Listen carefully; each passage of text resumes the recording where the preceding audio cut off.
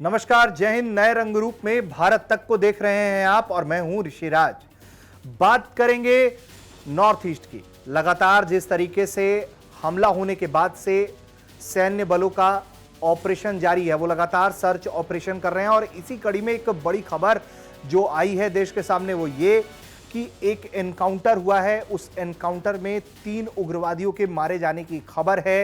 Assam rifle ने ही इस घटना को जो है वो पूरा किया है। एनकाउंटर में 6 असम राइफल के जवानों ने 3 उग्रवादियों को ढेर किया है। ये जो पूरी खबर है इस वीडियो में आपको बताने समझाने जा रहे हैं कि ये कौन लोग हैं, कैसे इनके साथ कांटेक्ट स्टैब्लिश किया असम राइफल्स ने और कैसे ये एनकाउंटर हुआ है और जिनके एनकाउंटर हुआ है वो लोग कौन थे, उनके पास से कैसे हथियार बरामद हुए हैं, ये सारी जानकारी आपको हम इस वीडियो में देने जा रहे हैं।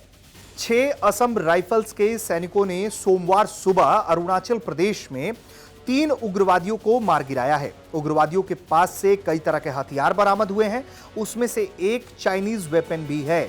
ये जो एनकाउंटर हुआ है, ये एनकाउंटर इंटरनेशनल सीमा के बेहद करीब बताया जा रहा है। उग्रवादियों के खिलाफ ये जो ऑपरेशन था वो कामोई और खोगल के बीच में हुआ है। ये जो मैप हम दिखा रहे हैं, इस मैप को आप देखिए। इस मैप के मुताबिक हम आपको बता रहे हैं कि भारत म्यांमार बॉर्डर से करीब ये 10 किलोमीटर ही इलाका दूर था जहां ये एनकाउंटर हुआ। उग्रवादियों के पास से 3 हथियार बरामद हुए हैं, जिनमें से एक एके सीरीज की, एक एमक्यू चाइनीज मेड एके और एक एचके जर्मन मेड एके बरामद हुई है और कई गोला बारूद भी इसके अलावा अलग अलग सर्च ऑपरेशंस में बरामद हो रहे हैं, जो सैन्य बल बहुत तेजी से सीमा इंटरनेशनल जो सीमा है उसके आसपास चला रहे हैं। इसके अलावा ये कौन लोग थे जो मारे गए हैं, ये क्या कर रहे थे, जरा आप ये भी जानिए। दरअसल ये जो तीनों मिलिटेंट्स मारे गए हैं वो NSCN-KYA के मिलिटेंट्स थे और ये इंडो म्यांमार बॉर्डर के आसपास जो है ये ऑपरेट करते थे, जिनके साथ असम राइफल का कॉन्टैक्ट एस्टैब्लिश हुआ और उसी दौरान इन्हें मारकर ढेर कर दिया गया।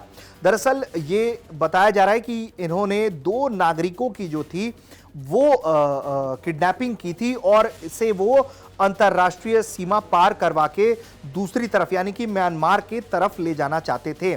ऐसा हमें आर्मी के टॉप ऑफिशियल सूत्रों की तरफ से जानकारी दी गई है टीवी टुडे ग्रुप को।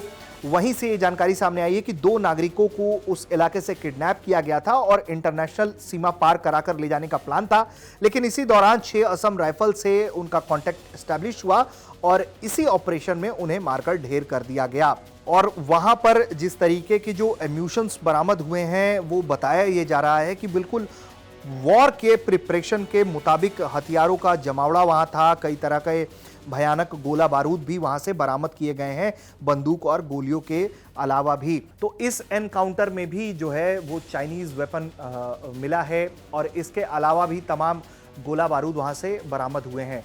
लगातार जो चीन का जिक्र आ रहा है वो इसलिए भी एक जिक्र है, वो चिंता का विषय है, क्योंकि म्यांमार में जब से मिलिट्री शासन आया है उसके बाद से ही चाइना को एक ग्राउंड मिल गया है कि वो भारत के अंतर्राष्ट्रीय सीमा के साथ खिलवाड़ कर सके, वहां अपने लोगों को भेजकर दूसरे तरीकों से, जैसा कि प्रॉक्सी वॉर एक कहते हैं हम, जो एक हमारा टर्म है, उसके जरिए जो है वो भारत में डिस्टेब्लिशमेंट जो है वो लगाना चाहता है। जैसे पाकिस्तान हमारे साथ कर रहा होता है, पाकिस्तान जैसे स्पॉन्सर करता है आतंकियों को, वैसा ही कुछ चीन भी लगातार करना चाह रहा है और सुरक्षा एक्सपर्ट लगातार इस पर सवाल उठा रहे हैं। और ये जो तमाम जो सर्च ऑपरेशंस चलाई जा रही हैं वो इसलिए भी चलाई जा रही हैं कि जब 46 असम राइफल के कर्नल विप्लव पर उनकी पलटन पर जब हमला हुआ जिसमें 7 लोगों की जान गई, जिसमें हमारे जो कर्नल थे उनकी पत्नी, उनके बच्चे की भी मौत हुई, उसके अलावा जो 4 सिपाही थे कर्नल के अलावा उनका भी जाने गई, उन्होंने भी शहादत दी है।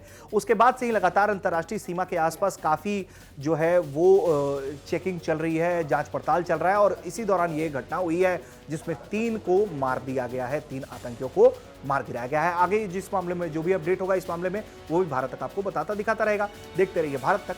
नमस्कार, जय हिंद।